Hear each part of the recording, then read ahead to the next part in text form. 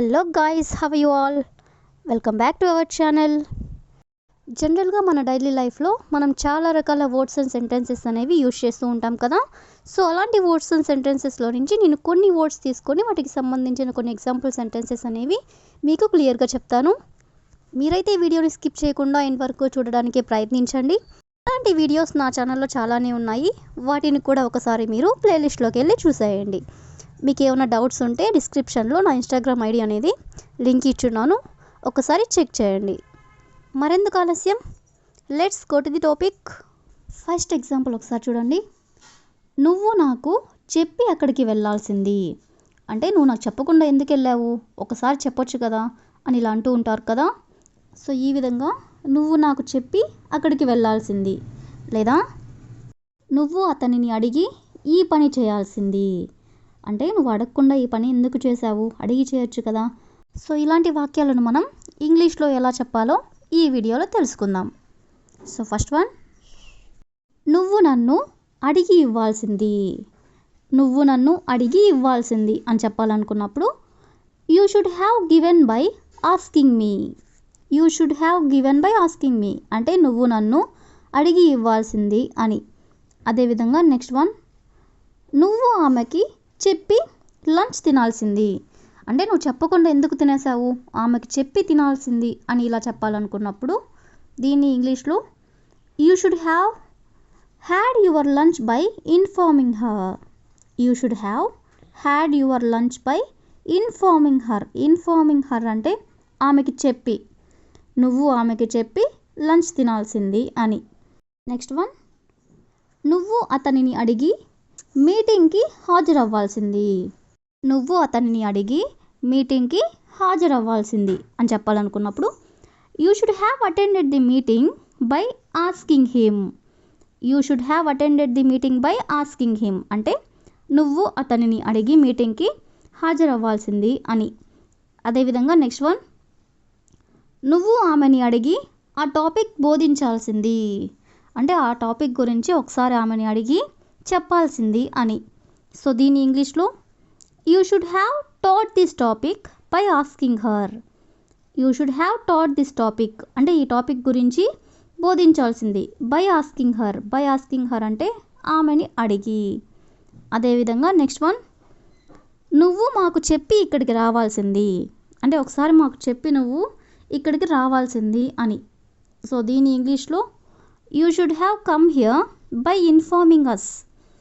You should have come here అంటే నువ్వు ఇక్కడికి రావాల్సింది by informing us.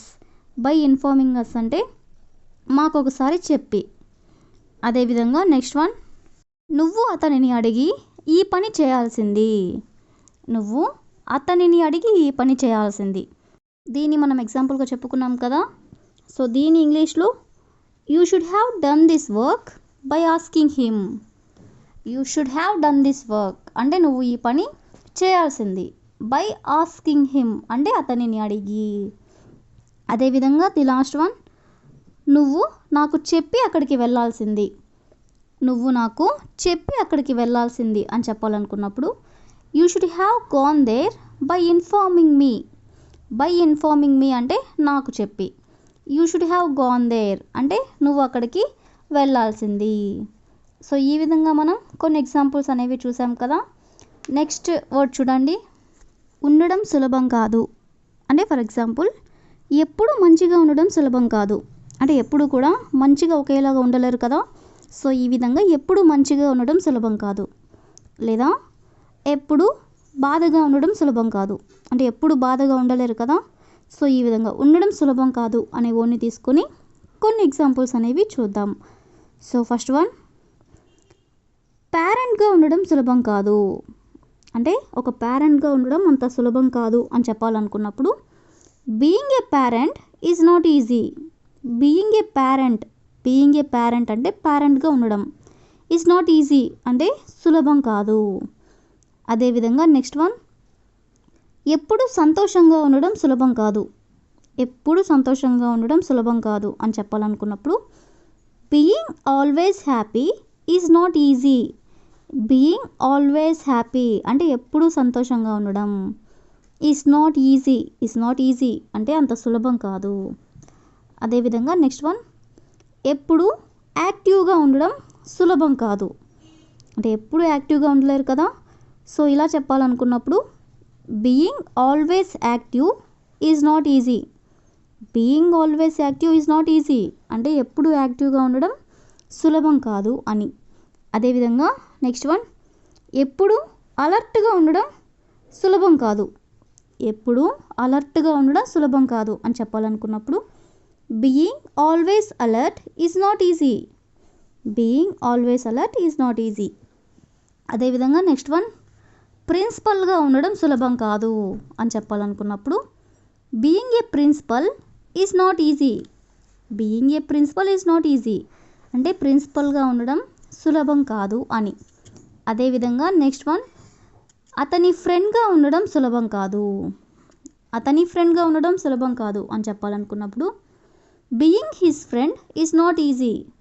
Being his friend అంటే అతని ఫ్రెండ్గా ఉండడం ఈజ్ నాట్ ఈజీ అంటే సులభం కాదు. అదేవిధంగా నెక్స్ట్ వన్, హోమ్ మేకర్ ఉండడం సులభం కాదు. దీన్ని ఎగ్జాంపుల్గా చెప్పుకున్నాం కదా. దీని ఇంగ్లీష్లో being a home maker is not easy. Being A home maker is not easy అంటే హోమ్ మేకర్గా ఉండడం సులభం కాదు అని.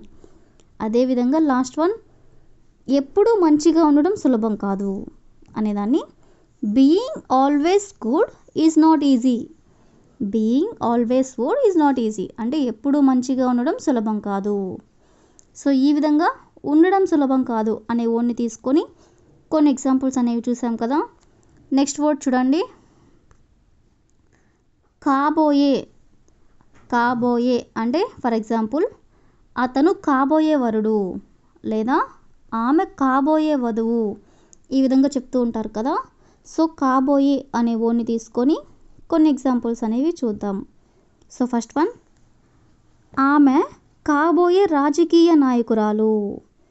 ఆమె కాబోయే రాజకీయ నాయకురాలు అని చెప్పాలనుకున్నప్పుడు she is to be a politician. Politician అంటే రాజకీయ నాయకులు. She is to be a politician అంటే ఆమె కాబోయే రాజకీయ నాయకురాలు. అదేవిధంగా నెక్స్ట్ వన్, అతను కాబోయే సైంటిస్ట్. అతను కాబోయే సైంటిస్ట్ అని చెప్పాలంటే he is to be A scientist అంటే అతను కాబోయే సైంటిస్ట్. అదేవిధంగా నెక్స్ట్ వన్, నేను కాబోయే టీచర్. నేను కాబోయే టీచర్ అని చెప్పాలంటే I am to be A teacher. I am to be A teacher అంటే నేను కాబోయే టీచర్. అదేవిధంగా మీరు కాబోయే లాయర్లు అని చెప్పాలనుకుంటే you are to be lawyers. Lawyers అంటే లాయర్లు. అదేవిధంగా వాళ్ళు కాబోయే డాక్టర్లు అని చెప్పాలనుకున్నప్పుడు they are to be doctors. They are to be doctors అంటే వాళ్ళు కాబోయే డాక్టర్లు. అదేవిధంగా నెక్స్ట్ వన్, మేము కాబోయే ఇంజనీర్స్. మేము కాబోయే ఇంజనీర్స్ అనేదాన్ని we are to be engineers. We are to be engineers అంటే మేము కాబోయే ఇంజనీర్స్. అదేవిధంగా నెక్స్ట్ వన్, ఆమె కాబోయే వధువు. దీన్ని ఎగ్జాంపుల్గా చెప్పుకున్నాం కదా. దీని ఇంగ్లీష్లో she is to be the bride. Braid అంటే వధువు. వరుడు అనేదాన్ని గ్రూమ్ అంటాం. సో ఈ విధంగా కాబోయే అనే వర్డ్ని తీసుకొని దానికి సంబంధించిన కొన్ని ఎగ్జాంపుల్స్ అనేవి చూసాం కదా. So that's all for today. I will ask a question for you. అతను కాబోయే వరుడు. అతను కాబోయే వరుడు. So if you know this one in English, please you can comment in the comment section. Thank you for watching.